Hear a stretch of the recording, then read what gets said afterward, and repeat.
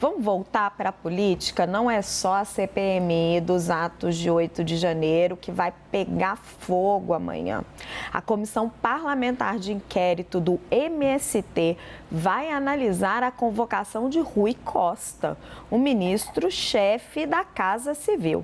Se o pedido for aprovado, o ministro vai ser convocado para responder aos deputados. Nessa CPI, a oposição tem maioria, a relatoria e a presidência. O requerimento é do deputado do Espírito Santo, Evair Vieira de Mello, do Progressistas. A justificativa para a convocação é para prestar esclarecimento sobre as ações do MST e as medidas de reintegração de posse no governo federal e em terras invadidas na Bahia, estado onde ele foi governador, Rui Costa, por 8 anos. Outros requerimentos também podem trazer desgaste ao governo, como os pedidos para ouvir o líder do MST, João Pedro Stedley, e o líder da Frente Nacional de Luta Campo e Cidade, José Rainha Júnior. Gente, conversei com os membros ali da mesa diretora da CPI do MST e é ampla a maioria da oposição nesta CPI e é muitíssimo provável que o ministro Rui Costa seja, sim, convidado a depor. Os deputados querem que o ministro se explique de por que, na visão deles, Rui Costa, quando foi governador da Bahia, não fez nada para deter as invasões de terra em seu estado. A Bahia é um dos estados mais complicados nesta questão fundiária. Você tem ali uma série de invasões. O atual governador, Jerônimo Rodrigues, que é um apadrinhado de Rui Costa, ele era um azarão para vencer a corrida eleitoral e venceu com o apoio de Rui Costa, saiu do nada ali com o apoio de Rui Costa e, claro, se escorando na imagem de Luiz Inácio Lula da Silva, esteve recentemente num evento do MST. E do outro lado, a gente tem os fazendeiros ali muito organizados, se organizando até de uma forma complicada, alguns armados, para tentarem se defender de invasões. Então, a Bahia é literalmente um dos estados onde a situação é mais delicada. No início da CPI, se falava na possibilidade de chamar para depor o governador Jerônimo Rodrigues. A convocação de Rui Costa, portanto, ela escala um degrau. Ela mostra a CPI do MST sendo mais agressiva com o governo do que se esperava com os discursos iniciais. Ricardo Salles, até aqui numa entrevista para o Arena, disse que os ministros seriam só convocados, seriam só convidados, não seriam convocados. Então, ela surge como realmente uma escalada em relação ao governo. E a gente não pode deixar de colocar o componente político nessa equação. Os deputados, de uma maneira geral, e principalmente dentro do Centrão, estão muito insatisfeitos com Rui Costa, que é visto por eles como o principal responsável por travar emendas e nomeações. Dificilmente isso vai aparecer ali nas perguntas da CPI, mas o recado político está dado. E com isso, eu venho para a análise. Tainá Falcão, como é que está sendo visto dentro da Casa Civil essa possibilidade, eu diria que é quase uma certeza pela apuração que eu fiz, de Rui Costa depor na CPI do MST? Raquel, eu vejo da semana passada para cá um outro Rui Costa surgindo, viu? Eu vejo que ele está se preparando, ele ouviu os recados vindos do seu chefe, o presidente da República, quando disse vá conversar com a política. Embora ainda deslize em algumas falas, como a gente trouxe na semana passada, quando ele fala política é com Padilha. Nada disso. Nos bastidores, o ministro da Casa Civil tem agido e muito. Prova disso é que ele foi conversar com o presidente da Câmara dos Deputados, Arthur Lira. Daqui a pouco a gente vai falar como é que isso está batendo lá no Arthur Lira e entre os aliados dele, como é que eles estão recebendo esse novo ministro da Casa Civil mais aberto ao diálogo. O Raquel, ele já anunciou nos bastidores bastidores que tende a dar maior celeridade aos pedidos vindos dos parlamentares. Amanhã mesmo, Raquel, ele vai ter um encontro, será recebido pela Frente Parlamentar do Empreendedorismo, formado por deputados que defendem essa pauta, vai estar lá para conversar com esses deputados, ou seja, o Rui Costa está buscando fazer gestos para a política e mostrar que pode ser menos técnico, menos burocrático, como muitos o denominam, e mais flexível e atender aos pedidos do Congresso Nacional. Portanto, acredito que, se esse pedido passar, Rui Costa já está se preparando nos bastidores também para aparecer numa audiência pública ou para ser questionado sobre assuntos relacionados também à CPI do MST. Raquel, ele tem dado indicativos de que pretende mudar e isso tem sido bem recebido pela política. Então, acredito que Rui Costa não esteja temendo mais, como antes, estar aberto aos questionamentos dos políticos, nem mesmo da oposição. O que ele pode dizer, se vai comprometê-lo ou não, a gente precisa ver até chegar em público e conversar ali junto dos opositores, que são maioria na CPI do MST. Mas que ele está fazendo o que a gente chama de um rebranding, isso ele está. Tainá está falando da tentativa do Rui Costa de fazer um rebranding. Agora, ali na CPI do MST, as perguntas prometem ser duras. O ministro da Casa Civil tem jogo de cintura para isso?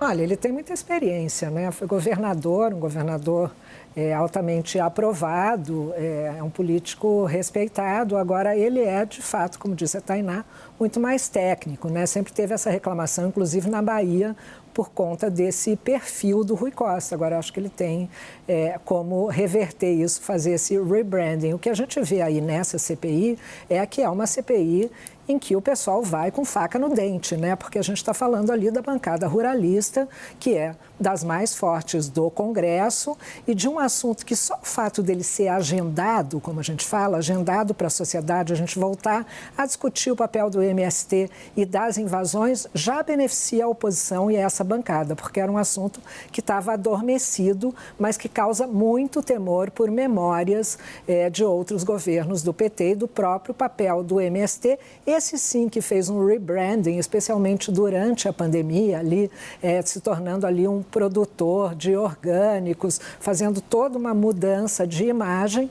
e agora colocado aí nessa CPI para, enfim, para voltar tudo de fantasmagórico, eu diria, com relação ao MST. Então, é um assunto explosivo. Eu acho que vocês duas estão sendo muito políticas. Eu preciso ver assim, como é que vai ser, né? Se for aprovado mesmo, esse interrogatório, porque o ministro pode ficar muito irritado, porque eu acho que a bola vai ser quadradíssima. Leandro Magalhães, o que você antecipa ali de perguntas da oposição para o Rui Costa? Você já estava vendo se desenhar essa convocação para ele? Porque eu confesso que me pegou um pouco de surpresa. Já estavam lá no Congresso, já estavam comentando sobre isso. Porque, Raquel, aí um bastidor que a gente vem acompanhando já faz tempo no Congresso Nacional, não é de agora, desde o mês passado ou um pouquinho mais, como os parlamentares, vários parlamentares, vêm criticado a postura do ministro Rui Costa. Foi isso que a Tainá falou, a questão do gesto que está faltando no ministro em relação ao Congresso Nacional. Eu escutei isso de vários líderes, por sinal, em uma reunião que houve até na presidência da Câmara dos Deputados, vários líderes reclamaram da conduta do ministro Rui Costa. E o que eu achei mais interessante foi que parecia que já tinha acabado tudo. O pavio acabou. Isso no relato dos líderes lá na Câmara dos Deputados. Ou seja, o pavio foi curto. Parece que o que deu para poder extrair dos parlamentares no Congresso foi que, eu acho que promessas, falta de gesto, como alguns disseram, isso permaneceu por tanto tempo que os parlamentares estão agressivos com o ministro, né?